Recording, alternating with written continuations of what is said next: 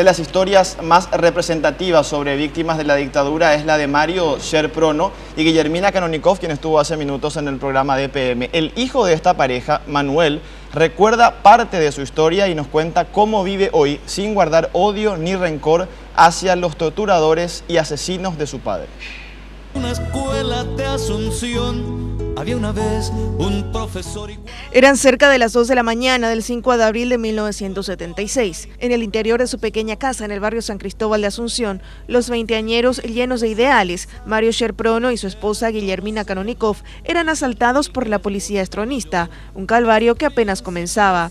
Un día después, Mario era asesinado luego de arduas sesiones de tortura, mientras Guillermina soportaba todo tipo de golpes a pesar de sus 7 meses de embarazo. Llevaba en el vientre a Manuel Sher Canonikov, quien hoy, a sus 38 años, rememora parte de su historia, su nacimiento en el policlínico policial y su infancia en el campo de concentración de Emboscada.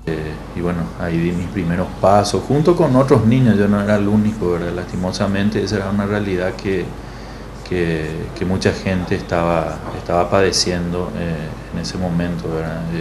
Estaban presos en el campo de concentración de prisioneros políticos de Emboscada, y tanto hombres como mujeres, y ahí estábamos los niños de Emboscada, ¿verdad? Que era el nombre, que hasta tenemos música y todo. A pesar de lo vivido por su familia, Manuel asegura haber sido criado lejos del odio que podría esperarse hacia los torturadores y asesinos de su padre. Nosotros siempre asumimos una posición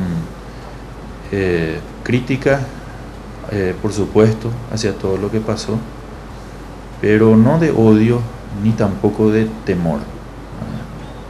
Yo crecí sin miedo, yo siempre supe qué pasó, nunca me dijeron tu papá se murió en un accidente o lo que sea, ¿verdad?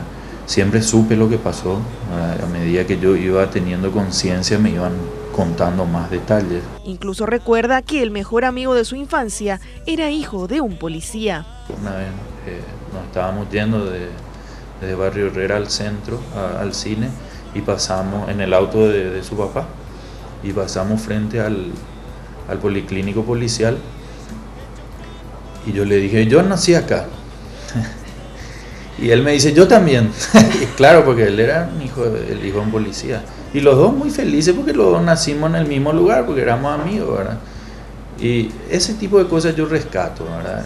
No obstante, también fue consciente de lo ocurrido durante toda su vida, y la ausencia de odio se encuentra separada de su búsqueda de justicia, la cual logró en parte en un histórico fallo en 1999, logrando la condena de varios implicados en la tortura y muerte de su padre. Sin embargo, no condena el ingreso a la política y la vida pública nacional de los hijos de quienes fueran autoridades del régimen.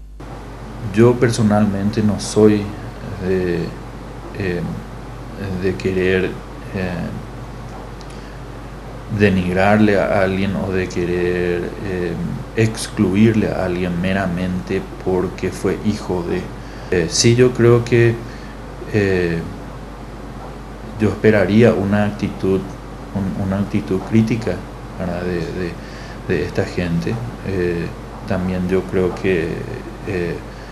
que muchos de ellos, no sé si públicamente, pero probablemente no compartan el 100% de lo que pasó, muchos sí, ¿verdad? Pero está en el resto de la población, y está en la población que cree en los valores democráticos y que cree que tenemos que intentar algo diferente para poder obtener un resultado diferente. Sobre la nostalgia que muchos sienten hacia el régimen estronista, Manuel reconoce que el mismo benefició a mucha gente por tratarse de una dictadura basada en el amiguismo y no en los méritos, y recomendó a las nuevas generaciones leer y conocer sobre todos los aspectos de la historia reciente del país. Y ver